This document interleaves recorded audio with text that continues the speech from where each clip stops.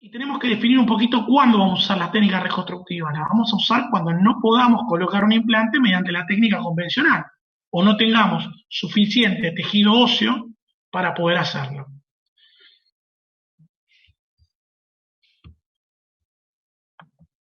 Por lo cual vamos a tener dos tipos de técnicas. Técnicas de máximo aprovechamiento óseo y técnicas de aumento de tejido óseo. Son como dos grandes grupos de estas técnicas complementarias.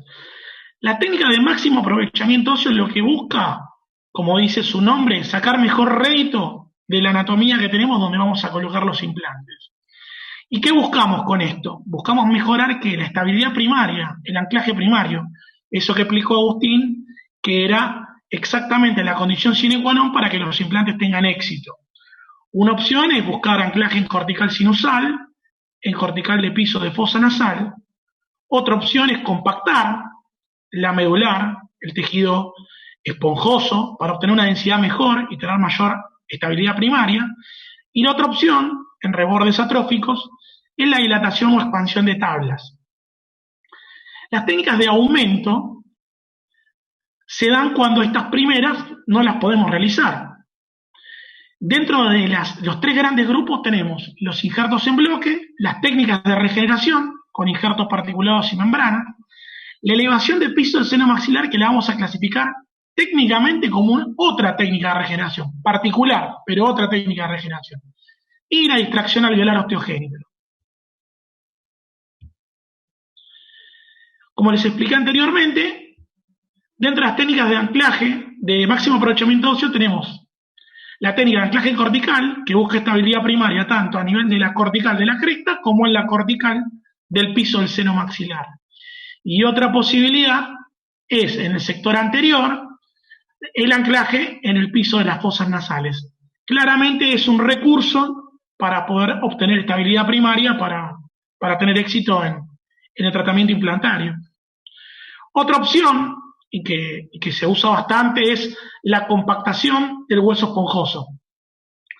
Nosotros habíamos escuchado a Agustín como él nos explicaba de que podíamos cambiar la geometría del implante de acuerdo a los requerimientos o a las características de la densidad ósea. Bueno, en este caso, nosotros modificamos las características de la densidad ósea para hacerla afín y útil a nuestro tratamiento implantario. Para esto es muy útil utilizar este tipo de osteótomos roscados, expansores, que vienen con unas líneas marcadas que justamente sirven, como en las fresas, para conocer o delimitar la longitud de trabajo, o sea, la profundidad de trabajo de acuerdo a la longitud del implante que elegimos.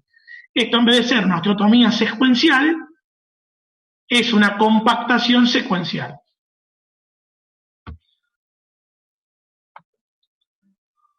Otra situación es que lo que busquemos hacer sea dilatar las tablas. ¿Por qué? Porque el espesor del maxilar no permite colocar un implante de diámetro regular.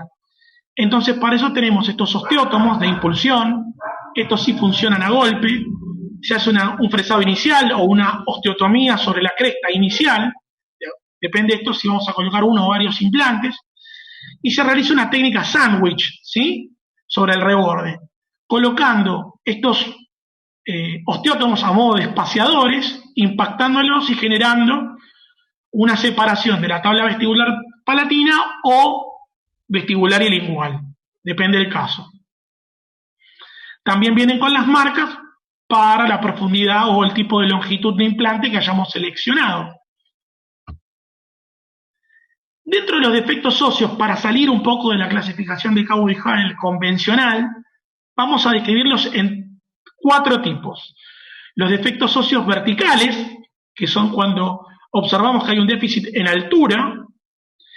Los defectos óseos horizontales, que es cuando hay un efecto óseo en espesor. Y los defectos óseos cavitarios. Y llamaremos tridimensionales aquellos defectos que tengan la combinación de 2 o 3 de los anteriores. Muy importante, y voy a tratar de recapitular un poco lo que dijo Agustín en las clases pasadas. Él explicó la importancia del diagnóstico, establecer las posibles contraindicaciones de un tratamiento implantario. Tenemos que entender que el tratamiento de reconstrucción de los rebordes atróficos es un tratamiento sensible, para lo cual tenemos que hacer una muy buena selección del candidato para este tipo de procedimientos. Fundamental la planificación. Si bien nosotros vamos a reconstruir crestas edéntulas para tener relaciones esqueléticas que nos permitan insertar un implante y que éste pueda funcionar biomecánicamente, hacemos todo esto para poder colocar un implante que tenga la capacidad de biomecánicamente funcionar en el tiempo, ser estable.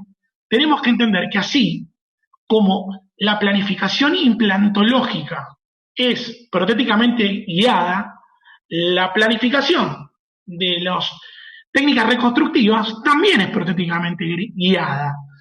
Y muchas veces la selección de técnica de aumento óseo, llámese injerto o técnica regenerativa, va a depender de la conformación anatómica. No es lo mismo elegir una técnica para sector anterior que para sector posterior, si estamos en relación al seno maxilar, en relación al conducto dentario inferior. Conocer qué tipo de defecto tenemos, si tenemos un defecto de espesor, llámese horizontal, o vertical en altura. Y las condiciones locales que son aquellas características que presenta el paciente en la zona a trabajar, en el ambiente propio. Por ejemplo, presencia de piezas dentarias con enfermedad periodontal, presencia de lesiones en la mucosa, tejido gingival inflamado que pueda ser dehiscente a la hora de diseñar nuestros colgajos o realizar diseño de colgajos o hacer el cierre hermético de las heridas. En cuanto a las técnicas de aumento óseo, que son las del otro gran grupo, vamos a empezar a introducirnos en lo que son los injertos en bloque, ¿sí? Los injertos en bloque pueden ser injertos de aposición horizontal para aumentar el espesor, injertos de aposición vertical para aumentar la altura ósea disponible, y los injertos de interposición vertical, dividiéndolo en dos grandes grupos: los de aposición, que se les llama online en la literatura científica, o inline a los de interposición. ¿Cuáles son las características que debería tener el injerto ideal? El injerto ideal debe ser biocompatible, ¿sí? Osteogénico, osteoinductor, osteoconductor. Ahora vamos a profundizar un poco sobre estos conceptos. De fácil manipulación, que sea estéril o que tenga la capacidad de ser esterilizada, no ser cancerígeno, primer principio, ¿no? Para curar, no dañar, no ser antigénico, o sea, no desarrollar enfermedades o reacciones de antigenicidad, ¿sí? Por ejemplo, alterando lo que es el complejo de histocompatibilidad, como cuando a una persona le trasplantan un órgano y se produce el rechazo. Debe tener excelentes propiedades mecánicas y siempre buscamos de que sea del menor costo o lo más económico, no solamente en su obtención, sino también en los valores. Esto se traduce y redunda en el éxito del tratamiento. Lamento informarles que, así como no existen los hombres ideales, no hay injertos óseos ideales. ¿Cómo podemos clasificar a los injertos óseos? Los injertos los podemos clasificar según su origen o de dónde provienen, en un injerto autólogo que proviene del mismo individuo, o sea, de una zona de la anatomía del individuo para trasplantar o transportar a otra zona receptora en el mismo individuo, ¿sí? También llamado autogénico. De hueso homólogo, ¿sí? De una misma especie, pero de otro individuo, generalmente cadavérico. El hueso heterólogo, hueso de distinta especie, frecuentemente vamos a disponer de origen equino, bovino, porcino, y los aloplásticos, para aquellos casos donde por alguna situación puntual no tengamos disponible ninguna de las opciones anteriores, en forma sintética se realiza la fabricación o la industria biomédica pone estructuras para utilizar como injertos, que después vamos a describir. Normalmente son sales, son sustancias minerales, vidrio bioactivo, hidroxiapatita.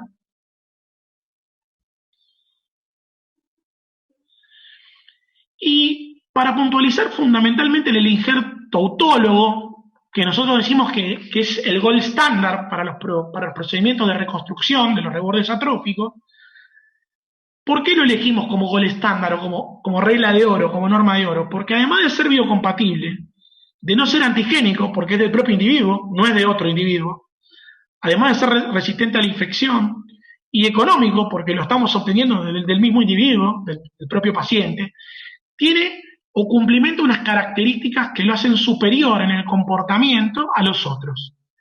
Ser osteogénico, ser osteoinductor y ser osteoconductor. Vamos a definir un poquito esas propiedades. ¿Qué es la osteogénesis? Es la capacidad que tiene ese propio injerto, ese mismo injerto, de transportar de un lugar a otro células con capacidad osteogénica, ya que muchas células de ese tejido sobreviven a esa anoxia temporal que se produce cuando se retira de la zona dadora y estamos transportando directamente células con capacidad osteogénica a la zona receptora. Algo único y que solo se presenta o se ve en el injerto autólogo. La osteoinducción, que es la capacidad que tiene este injerto de generar una diferenciación, no una mitosis, sino una diferenciación de células mesenquimatosas a células pluripotenciales en osteoblastos, de células mesenquimatosas pluripotenciales en osteoblastos. ¿Sí? También otra característica propia del injerto autólogo, o sea, inducen a las células a formarse en osteoblastos y de esa manera facilitar y acelerar la promoción ósea, la formación ósea. Y la osteoconducción, que esta es común a todos los injertos que vamos a ver, que es la de ser el soporte estructural para la formación ósea. Normalmente estas estructuras luego se van sustituyendo por nuevo tejido óseo, en lo que se entiende como reabsorción sustitutiva, o reabsorción o sustitución rastrera, o creeping substitution. La osteogénesis, ¿quiénes son los responsables de esta osteogénesis? Bueno, del tejido que nosotros tomamos, debemos entender que hay un 30% que es responsable del periósteo, por lo cual vamos a tener que tener mucho cuidado con el manejo de los tejidos blandos.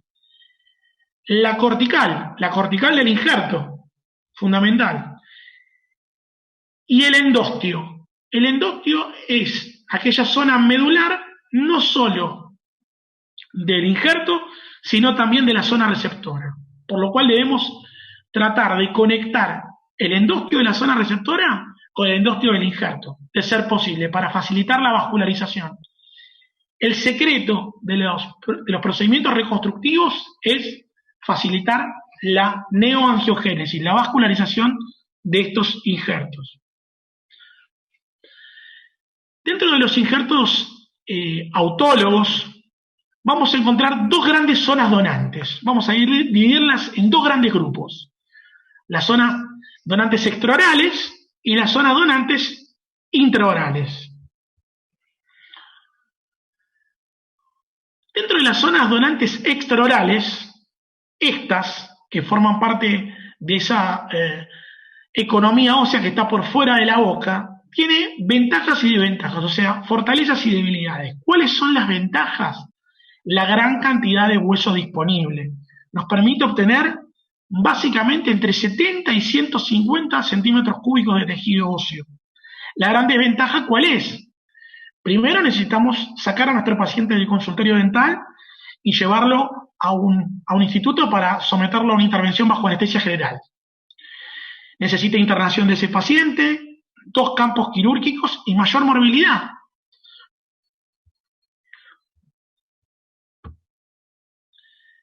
Dentro de los que conocemos como extraorales, tal vez el que más cantidad de tejido nos brinda es la cresta ósea, ¿sí? Es el de elección cuando se requiere gran volumen, es para déficit óseo de zonas resectivas, secueladas, posquirúrgicas. Es un injerto generoso, de calidad córtico-esponjosa y de rápida vascularización. Pese a su rápida reabsorción, es de rápida vascularización. Y el tiempo de espera básicamente es de 2 a 4 meses. Es un tiempo bajo, si lo comparamos con los siguientes, que son nuestros próximos injertos. El injerto de tibia es un injerto que se obtiene de una zona que está 2 o 3 centímetros por debajo del tubérculo de Herdy, en la tibia, es reparo anatómico, se hace una incisión en una zona que está desprovista de elementos vasculares y musculares, lo cual hace fácil encontrar el periósteo y la cortical de la tibia, se hace un pequeño opérculo con fresas o con trepina, y de este tipo de lugar vamos a cosechar, o de esta región anatómica vamos a cosechar chips de hueso esponjoso para injertos particulados, pero con también mucho volumen, mucha cantidad. Otro, con características diferentes a los anteriores, es el injerto de calota craneal o calvaria, como lo van a encontrar en la literatura internacional. Es de elección para injertos corticales grandes, o sea, podemos tener un gran injerto cortical de aquí, ¿sí? Es a predominio cortical, puede ser bicortical, monocortical, de acuerdo a la profundidad. Por su característica de cortical, es de escasa reabsorción, pero también de difícil vascularización, por lo que tenemos que entender que el tiempo de espera va a ser de 5 a 6 meses. Así que ya sabemos, de acuerdo a los requerimientos cortical o esponjosa, de qué lugares extraorales podemos ir a buscar nuestro tejido, cuál sería la zona donante. Yendo ahora a los injertos óseos intraorales, ¿cuál va a ser la ventaja, la fortaleza de este tipo de zona dadora? Primero que lo hacemos bajo anestesia local. En el quirófano de anestesia local, en el consultorio odontológico, que es un quirófano de anestesia local. En un mismo campo quirúrgico, estamos trabajando siempre dentro de la cavidad bucal, pero va a tener desventajas. ¿Cuáles son las desventajas?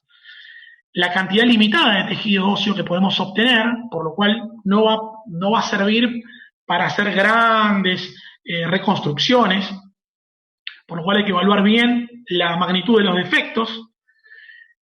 Morbilidad local, ¿sí? Complicaciones a nivel de la boca, y también la gran desventaja que tiene es que vamos a trabajar tanto en la zona dadora como en la zona receptora en un campo quirúrgico contaminado, en un medio séptico como es la cavidad bucal, lleno de bacterias de esa flora indígena de la cavidad bucal. ¿Cuáles son las indicaciones de estos injertos intraorales? Las indicaciones van a ser cuando a nivel de altura o de aumento vertical no podamos utilizar un implante corto, o bien la relación corono-radicular no nos permite una buena rehabilitación favorable con la utilización de implantes cortos. En el espesor, en sentido horizontal, vamos a tener que echar mano a ellos cuando tengamos un ancho menor a 4 milímetros. Si nuestro implante tiene un diámetro regular de 3,75 o de 4 milímetros, y Agustín explicó muy bien que deberíamos dejar 2 milímetros a la tabla vestibular, claramente tenemos que hacer una técnica regenerativa para trabajar en eso. Algunos autores hablan de 4 o 5 milímetros, otros autores hablan de 3. ¿Cuáles son las contraindicaciones? Bueno, muchas son comunes a la cirugía oral y son comunes a la cirugía implantológica. Fumadores, sobre todo los fumadores empedernidos, los heavy smokers, como le llaman en los artículos científicos, los que fuman más de 10 cigarrillos diarios. Los enfermos renales severos por la alteración del metabolismo del calcio, de la vitamina C, aquellos con enfermedad hepática por los trastornos de la coagulación, los problemas hemorrágicos, aquellos con diabetes no controlada, sabemos el efecto deleterio de la diabetes en los tratamientos implantológicos, sobre todo aquellos pacientes con hemoglobina glicosidada con valores mayores al 8%, y los pacientes con enfermedad periodontal activa. Un poco lo que hablaba cuando teníamos que tener en cuenta el medio, ¿sí?, en el cual estábamos trabajando. Y obviamente pacientes no colaboradores o con mala higiene. Dentro de los injertos autólogos, antes que nos acabe la charla, nos quedan 8 minutos, vamos a describir, dentro de todos los que conocemos, la tuberosidad, la espina nasal, la sexostosis o torus, que muchas veces son una zona donante. La rama mandibular y el mentón son, vamos a decir, los más frecuentes como zona dadora. Y en ellos dos vamos a actualizar. Vamos a hablar un poquito de dos cosas que son importantes. ¿Cuáles son las condiciones de éxito que debe tener un injerto? Primero, el adecuado aporte vascular, que lo expliqué un poco previamente. La neoangiogénesis y la vascularización es la clave para la nutrición de los injertos. La inmovilización, el mismo concepto que para tratamiento de las fracturas de los maxilares, la inmovilización de los bloques para la correcta formación y cicatrización. La inmovilización del injerto hace que se forme una pseudoartrosis, un tejido cicatrizal que no es beneficioso para la integración del injerto. Y sobre todo, la protección del injerto de la contaminación externa. Esto es común a todas las técnicas. Común a todas las técnicas. La protección de la contaminación externa va a ser obtenida o lograda con un buen tratamiento de los tejidos blandos, con buen diseño de las incisiones y con un cierre hermético. Por lo cual, podemos decir que este tipo de técnicas, y de acuerdo a las condiciones de éxito que necesitamos, son sensibles a la técnica quirúrgica. ¿Qué quiere decir eso? Que tenemos requerimientos quirúrgicos que tener en cuenta para hacer este tipo de procedimientos. Primero, la adecuada preparación del lecho receptor. Medir la magnitud del defecto, preparar el lecho receptor, sacar cualquier fibrosis cicatrizal que se encuentre sobre la superficie de la cortical del lecho, hacer perforaciones en la cortical para que pueda haber nutrición desde el endostio sobre el injerto que vamos a colocar. Hacer un delicado tratamiento del injerto, manipularlo con delicadeza, modelarlo, adaptarlo muy bien sobre el defecto y tratar en lo posible que esté la mayor cantidad de tiempo fuera de boca. La estabilización del injerto, así como está la estabilidad primaria en los implantes, la estabilización del injerto es fundamental para el éxito y la nutrición y la integración de ese bloque o de ese injerto sobre la zona donante, receptora. El recubrimiento del injerto o los tejidos, como expliqué anteriormente, y la sutura hermética y sin tensión, porque si a esto le agregamos los procesos flogósicos que se producen después de estos procedimientos, si se produce un desgarro de los tejidos blandos, seguramente va a haber un efecto deleterio, un efecto no deseado sobre los injertos, sobre la cicatrización de los mismos.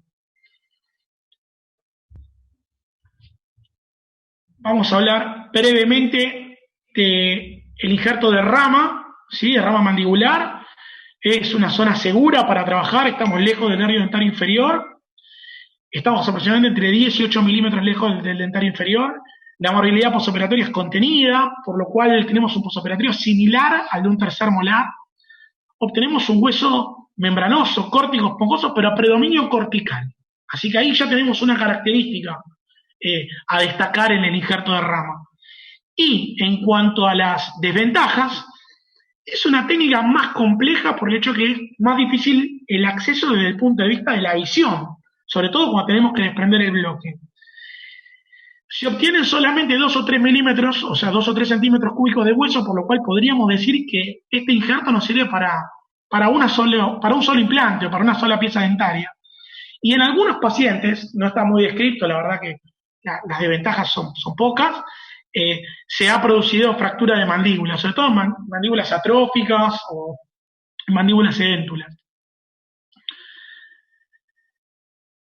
Vamos a ver un caso. Acá observamos un paciente con un déficit horizontal, ¿sí? Déficit horizontal, tratamiento de ortodoncia, donde hay que reponer un premolar. Fíjense el déficit horizontal, y casualmente él tenía la oportunidad de la extracción del tercer molar. Se presentaba esta situación. Entonces, ¿qué se decide? Una pieza dentaria, realizar la extracción dentaria, cosechar el injerto y regenerar la zona en espesor. Primera etapa.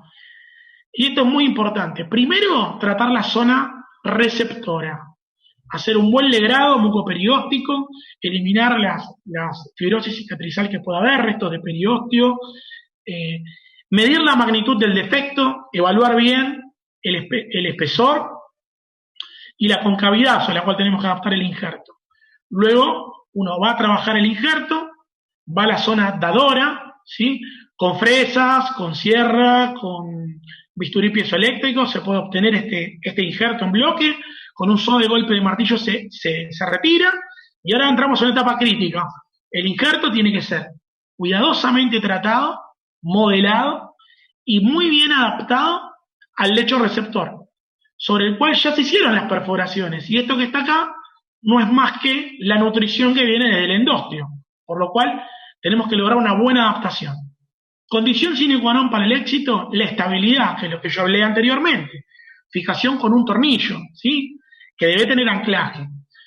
Por lo cual, lo que tenemos que evitar es que durante la fijación del injerto no rote. Si el injerto es grande, se pueden utilizar 2 tornillos. Si el injerto es pequeño y está estable, se puede colocar un solo tornillo.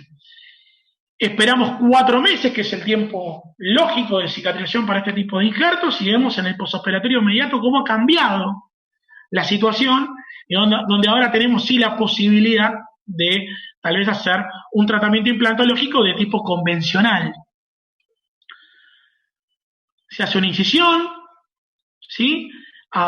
Desplazada hacia palatino, se eleva un colgajo. Lo que se hace en este caso es retirar el tornillo porque obstaculiza la osteotomía implantaria, el fresado de la osteotomía implantaria. Otra posibilidad es hacer una incisión más pequeña y sacarlo con una pequeña incisión por mucosa vestibular, pero en este caso se hizo esta incisión para también evaluar la integración del injerto a la zona receptora. Se coloca el implante. Es de buena práctica no utilizar implantes muy cónicos que puedan generar fracturas o fracturas a tallo verde o desplazar el injerto si no está bien integrado. En este caso no ha habido problema. Y una detalle de la sumersión del implante. Cuando trabajamos en injertos, nosotros durante el primer año posoperatorio vamos a tener una reabsorción de esa cortical externa del injerto. Por lo cual es de buena práctica colocar el implante crestal o supracrestal previniendo esa reabsorción del injerto. Una vez colocado el tapón de cicatrización, ¿sí? El tapón de cicatrización de tejido blando, ya estamos en condiciones de hacer una corona, un premolar, en este caso una corona atornillada, ¿sí? Lo cual, a pesar de haber usado un implante de conexión externa, aunque tengamos aflojamiento, va a ser muy fácil de resolver. Interesante este dato, la tasa de éxito y supervivencia de implantes es casi igual, observen ustedes, en el hueso nativo que en la zona implantada. Así que también es uno de los datos que nos alientan a trabajar con estos injertos de reconstrucción. Nos queda un minuto, no sé si quieren parar y seguimos con el injerto de mentón la próxima, en un rato. O sigo hasta que se corte. Avísenme ustedes cómo quieren hacer.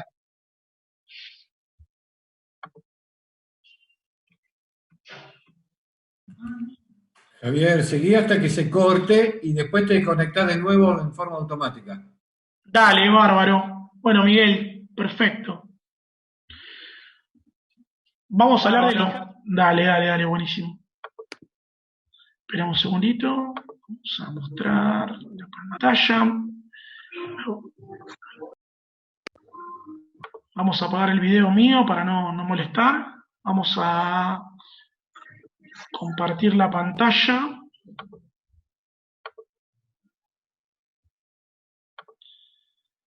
Así que vamos a compartir la pantalla. Vamos a volver al injerto de mentón, que es donde habíamos quedado. Muy bien. Injerto de mentón. Te están viendo ir más despacio para llegar a anotar. Yo sugiero que si alguna cosa queda inconclusa, después cuando termine la clase pidan puntualmente algo, ¿sí? Sí, no sé si se puede, no sé si se te permite hacer un print de pantalla, ¿no? Que es otra opción para no tomar apuntes. Igual yo después le voy a dar la bibliografía y todo, le voy a explicar un poco de dónde se tomó toda esta información. De hecho está en el campus, ¿eh? Ah, buenísimo. Entonces estamos con cobertura, no hay problema.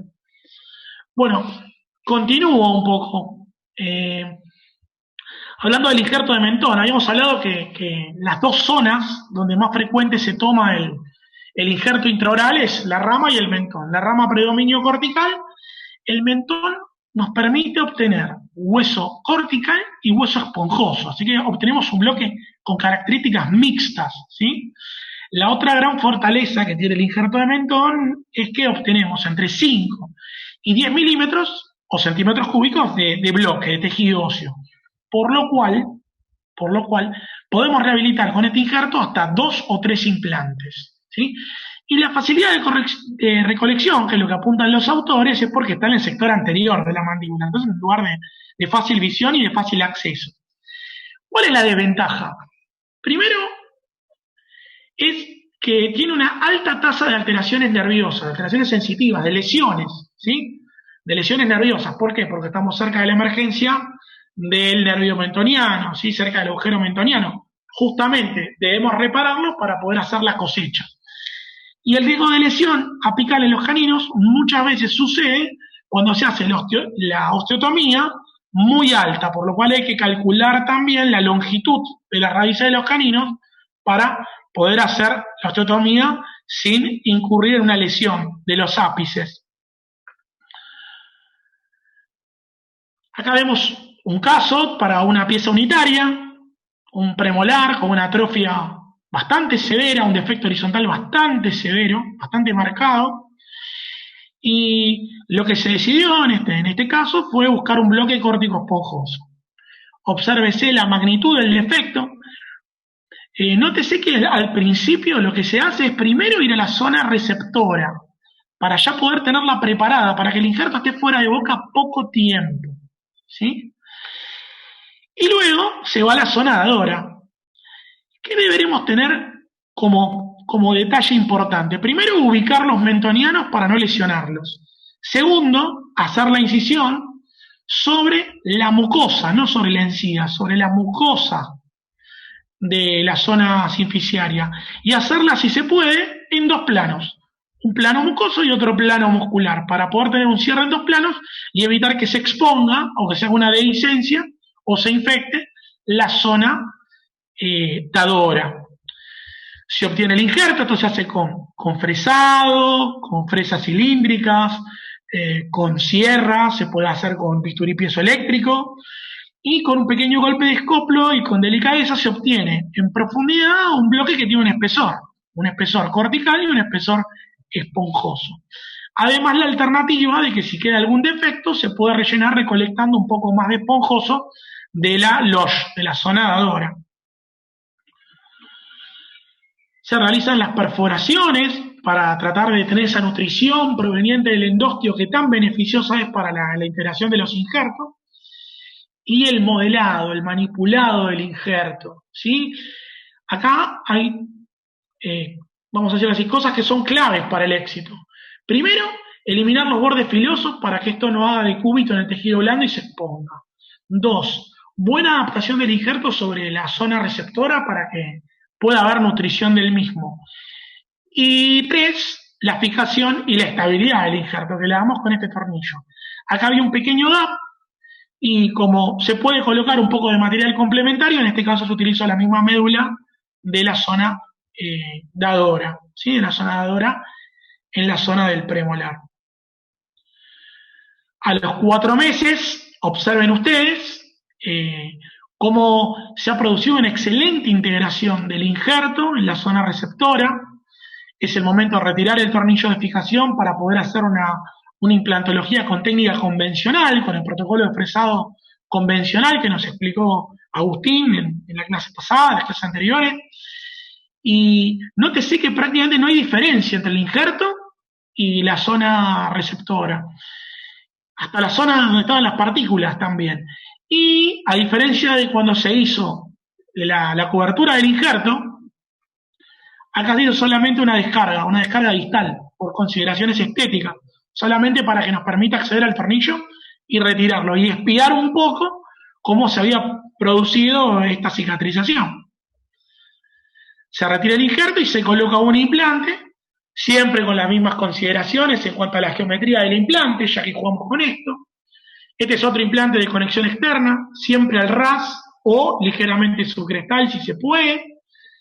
Nos permite colocar un implante en la posición tridimensional correcta, adecuada, para tener una buena carga protética adecuada y que nos permita estabilidad en el tiempo.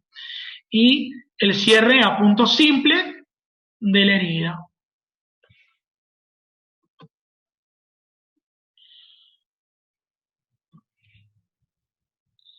Acá tenemos ya 4 meses post colocación de implante. Estos son tratamientos de 8 8 meses aproximadamente, 4 meses de espera, de 3 a 4 meses de espera para el injerto y de 3 a 4 meses de espera para el fenómeno de desintegración de los implantes, por lo cual es un tratamiento de 8 meses para este premolar y se realiza la prótesis, una corona atornillada en la zona de premolares. ¿Cuáles son las complicaciones? Claramente son técnica dependientes. En mi opinión personal, creo que el dominio de la técnica quirúrgica, sobre todo en estas técnicas reconstructivas, que son maniobras quirúrgicas sensibles, la curva de aprendizaje es un factor fundamental. Y vamos a tener dos complicaciones, o dos tipos de complicaciones. La infección en el sitio donante, o sea, en la zona dadora, que puede ser la infección, por eso yo tanto hincapié en un buen cierre de la zona dadora. El hematoma, que no es una equimosis, sino que es un hematoma, es un acúmulo de sangre que desperiosta el colgajo y que necesita ser drenado porque es plausible de infección. Y la parestesia, mucho más frecuente en la zona mentoniana que en la zona de la rama. El sitio receptor. Bueno, en el sitio receptor podemos contar con varios problemas o situaciones. Primero, la dehiscencia de los tejidos, por una mala técnica de sutura, por una sutura sin tensión, por no haber hecho un buen diseño de las descargas, por no haber trabajado en la incisión perióstica liberadora, ¿sí? Hoy es clave el manejo de la incisión perióstica liberadora para un buen cierre sin tensión de los colgajos. Otra situación que puede traer dehiscencia es algún borde filoso, o sea, una falla en el modelado del bloque, y que ese borde filoso haga de cúbito y exponga el injerto. Entonces, la dehiscencia puede darse sola o traer aparejada la exposición del injerto, para lo cual, si tenemos exposición del injerto, podemos tener una rápida reabsorción, parcial o total. Otra causa de reabsorción, si no se produce dehiscencia y exposición, es el micromovimiento. Si no hubo un buen implante, un buen anclaje, como en los implantes, en vez de formarse tejido óseo, se forma tejido cicatrizal a expensa de la acción de los fibroblastos, y lo que vamos a encontrar es un tejido cicatrizal fibroso, una pseudoartrosis, que hace que el injerto se pierda, se desplace, se desprenda. Y en el peor de los casos, la reabsorción total del injerto. Otra técnica de aumento óseo, la cual vamos solamente a mencionarla, es la técnica de distracción alveolar osteogénico. ¿Sí? Es una técnica quirúrgica que permite la formación de hueso nuevo, pero por otro mecanismo. ¿Sí? Se hace una osteotomía separando dos bloques, por lo cual tenemos que tener por lo menos una altura de 5 milímetros para poder hacer la osteotomía. Y esos dos bloques y estos dos segmentos a los cuales se fija este aparato, este distractor, este dispositivo, hace que a medida que se va produciendo la fase de formación del callo óseo, hay una semana de latencia, que es el periodo inflamatorio.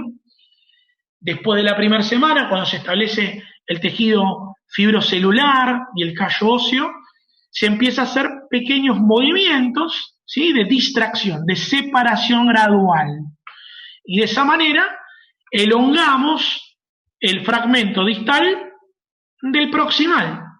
Y de esa manera vamos obteniendo, de acuerdo al protocolo de distracción que tengamos, más o menos 0,5 o 1 milímetro por día, hasta obtener la altura deseada. ¿Sí? Estos procedimientos tienen una gran ventaja de que no necesitan ninguna otra zona dadora. La desventaja es que el distractor es un aparato que es bastante fastidioso en la boca, no permite la adaptación de prótesis provisorias, dificulta la masticación y aparte el costo. El uso del distractor o el costo de un distractor es un dispositivo bastante caro de la industria biomédica. Vamos a hablar ahora de otro tipo de técnica. Hablamos recién de los bloques, hablamos de la distracción y ahora nos queda la otra técnica, la técnica de regeneración ósea guiada, ¿sí?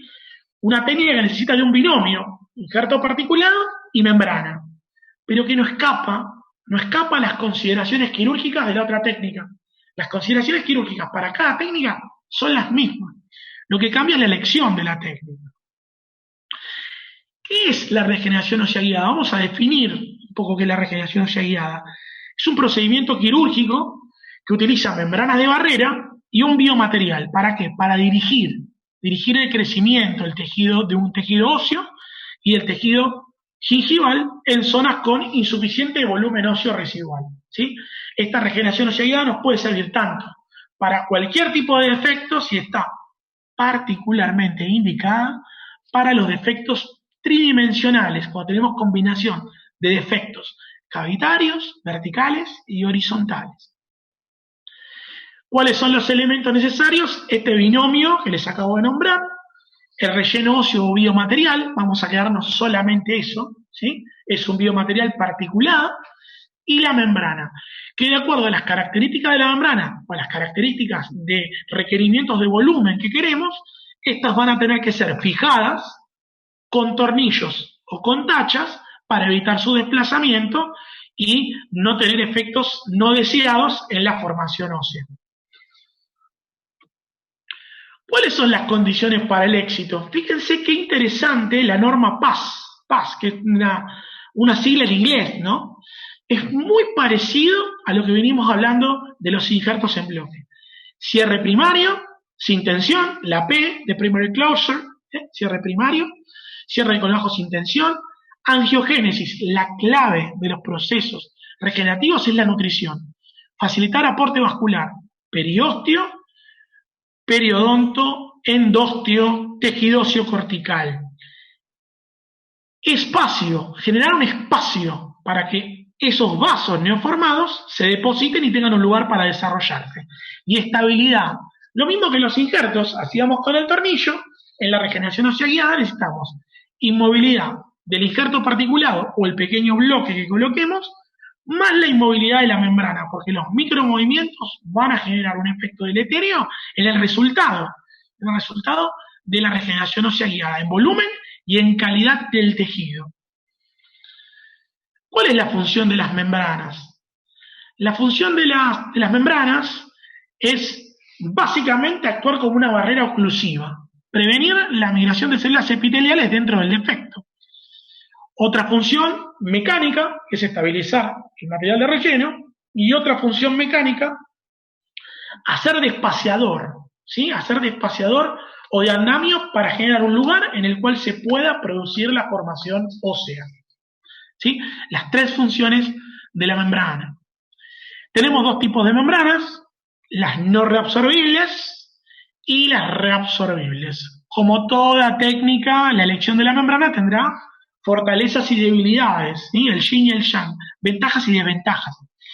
Las membranas no reabsorbibles van a ser generalmente de un material que se llama politetrafluoroetileno, el expandido con poros más grandes y el denso con poros más pequeños. Estas membranas pueden tener, para su mejor moldeo o adaptación tridimensional, refuerzo de titanio, ¿sí? Las de politetrafluoroetileno expandidos, como la antigua membrana de Gore-Tex, ya no están disponibles. Las que vamos a conseguir son las membranas de politetrafluoruro denso, ¿sí? Expandido denso. ¿Cuál es la gran ventaja?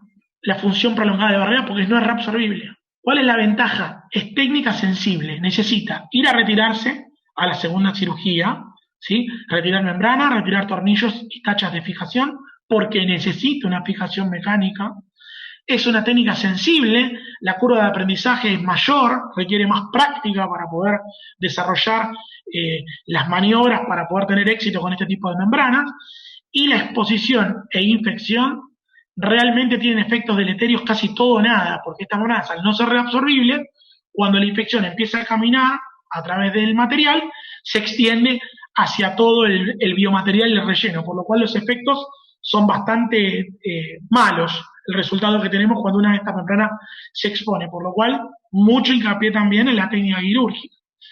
Las reabsorbibles, tenemos dos tipos, las naturales de colágeno y las sintéticas, que son hechas de polímeros, de ácido poliláctico, ácido poliglicólico. Gran ventaja, no necesitan de una segunda cirugía. En algunas situaciones, cuando adaptan bien, están bien humectadas, no necesitan fijación. Otra ventaja, es mucho más simple su manejo durante el procedimiento quirúrgico. ¿Cuál es la desventaja? No podemos establecer realmente cuál es su velocidad de reabsorción.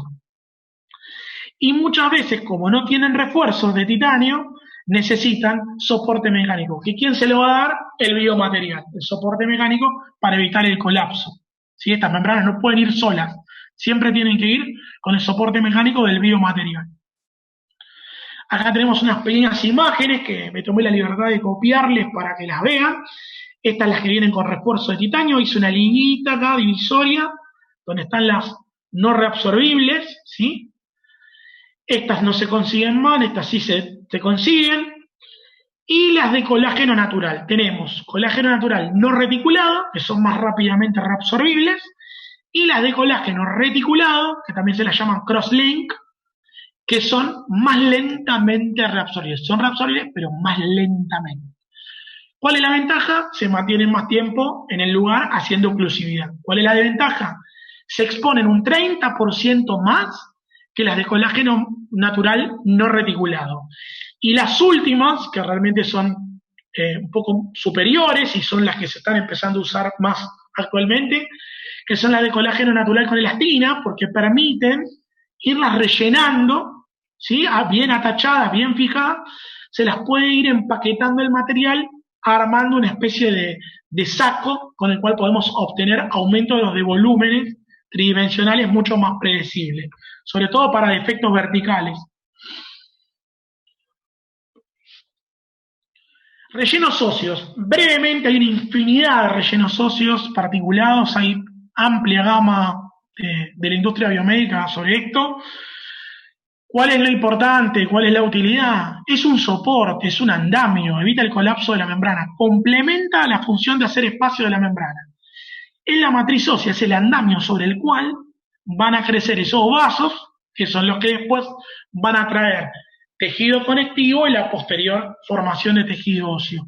Y también evitan el crecimiento de tejido blando, porque si están bien ubicados y no tienen movimiento, van a evitar la fibrosis cicatrizal. Ese conectivo se va a diferenciar más hacia un tejido óseo, porque la nutrición viene del endostio, que hacia un tejido fibroso cicatrizal. Por lo cual es muy importante que estas partículas no sufran movimiento dentro del empaquetamiento que hace la membrana con ellos. Biomateriales, tampoco escapa la clasificación que les expliqué. Tenemos halogénicos y xenogénicos, ¿sí? Cadavérico humano, cadavérico animal, y los aloplásticos o sintéticos. Ahora vamos a ver que dentro de los tejidos óseos cadavéricos vamos a tener unos que tienen más predominio cortical, o sea, más material mineral y esponjoso y menos de colágeno, y otros van a tener más de colágeno y menos de mineral. Generalmente vienen combinados, 90 de mineral, 10 de no mineral, o 70 de mineral y 30 de no mineral, ¿sí? Entonces, al mineral le llamamos estructura ósea, ¿sí? Esponjoso cortical, y al no mineral, colágeno. Así que esa es la relación. 90, 10 o 70, 30, que son las combinaciones, ¿sí? Este es un artículo que yo lo dejo disponible para mis colegas, para los profes, para los alumnos. Un artículo de revisión muy interesante, donde más o menos nos hace un pequeño resumen de la disponibilidad de materiales que tenemos. Este hueso cadavérico tiene unas desventajas, que a pesar de ser oseoinductivo, como se cree que es, porque viene de cadáver de hueso humano, al tener un riesgo de posibilidad de transmisión de enfermedades y de desatar efectos teratogénicos o efectos de antigenicidad, por ejemplo, reacción de histocompatibilidad con el receptor, cosa que el autólogo no lo tiene, ¿qué se hace? Sufre un montón de procedimientos, esterilización, irradiación, liofilización, y eso hace que se desnaturalicen las proteínas, por lo cual, justamente las proteínas, y entre ellas la de la familia de la proteína morfogenética, se desnaturalizan y no vamos a tener esa capacidad osteoinductiva, por lo cual este injerto cadavérico va a ser tan osteoconductivo como los demás, como los senoinjertos o como los sustitutos aloplásticos, los sustitutos de laboratorio. Dentro de los injertos animales, que son los más utilizados en la industria, tenemos que destacar el bovino, el equino y el porcino, que son los que más vamos a encontrar. Hay mucha disponibilidad y son de un bajo costo. Y para aquellos pacientes que no pueden o por algún motivo no se pueden utilizar esto, tenemos los sintéticos. ¿Cuáles son los más importantes o los más representativos de este grupo? El fosfato beta-tricálcico, que tiene una consistencia similar al yeso, ¿sí? La hidroxiapatita mineral y el fosfato bifásico o el fosfato de calcio bifásico, que en realidad es la mezcla del fosfato tricálcico y la hidroxiapatita. Así que más o menos ahí tenemos toda la familia, todas con sus ventajas, pero lo único para destacar frente a toda esta variedad de injertos es que todos ellos tienen la característica de ser osteoconductivo.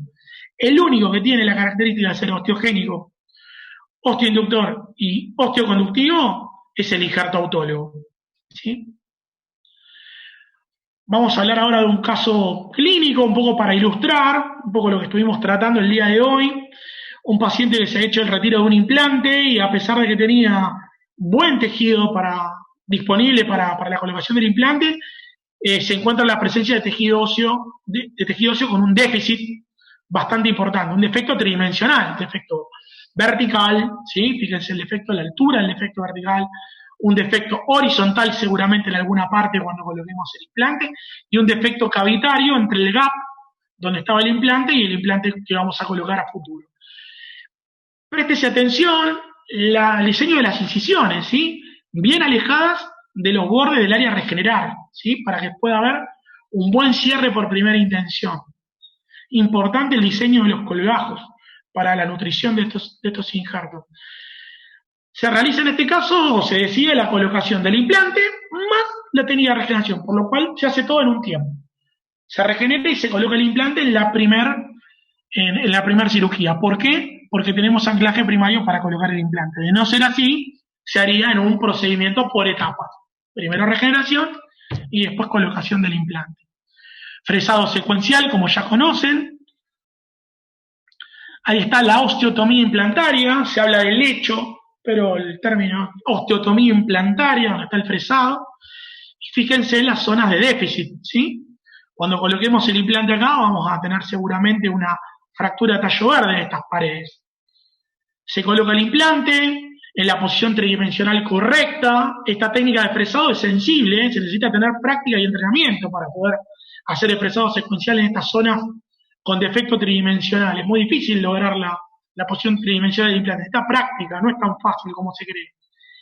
Y luego, colocando el implante bien sumergido, se realiza la cobertura.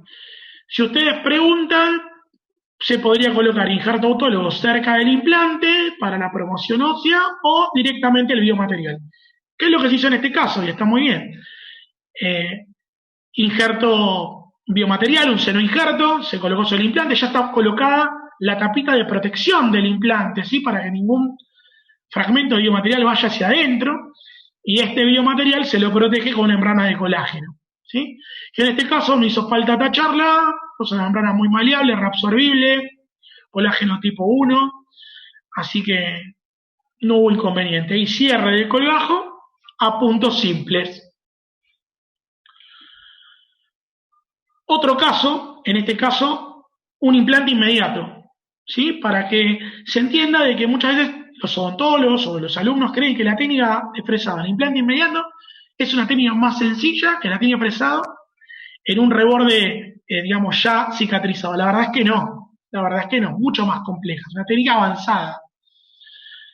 Exodoncia traumática de la pieza, toilette de la herida, fíjense que ya está hecho el lecho, ¿sí? O la osteotomía implantaria en el alvéolo. El anclaje primario va a estar dado en la zona apical del alvéolo, como explicó Agustín en las clases anteriores.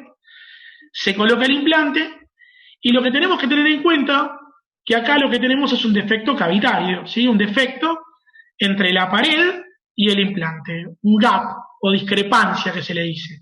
Y para prevenir muchas veces la reabsorción de las tablas vestibulares, es de buena práctica rellenar estos gaps. Hay suficiente evidencia científica que nos guía a rellenar estos gaps con un biomaterial. Ahí está el relleno. Nótese el detalle de que se colocó la tapita de cierre para evitar que el particulado entre dentro de la rosca interna del implante, y el cierre a punto simple hermético de la herida. Creo, no sé si fue claro, ahora voy a responder algunas preguntas. Mi recomendación para la lectura es este artículo, del cual hoy hablé en la clase, lo dejo disponible para todos, pueden hacer un print de pantalla o lo pueden descargar. El otro artículo que habla de barreras, este anterior habla de materiales, esta habla de membranas, y el libro de Mateo Chapasco y Romeo de rehabilitación de implantes soportada de casos complejos, un libro de 460 páginas más o menos, que tratamos de resumir y de condensar en la clase de hoy.